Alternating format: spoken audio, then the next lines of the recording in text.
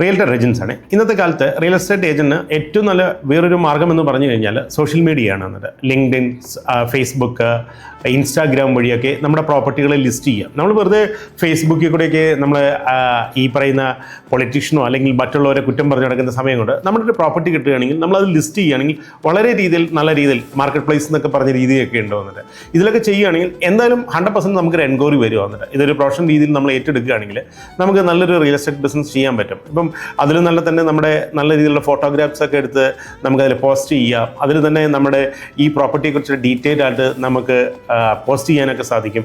അതിൽ തന്നെ customer comment ചെയ്യും, അതിൽ നമുക്ക് ആൻസർ കൊടുക്കാൻ പറ്റും. ഇങ്ങനെയൊക്കെ പ്രോപ്പർട്ടി ലിസ്റ്റ് ചെയ്ത് നമുക്ക് നമ്മുടെ ബിസിനസ് ഡെവലപ്പ് ചെയ്യാൻ പറ്റും. ഇങ്ങനെയൊക്കെ ഞാനൊക്കെ ചെയ്യുന്നതാണ്.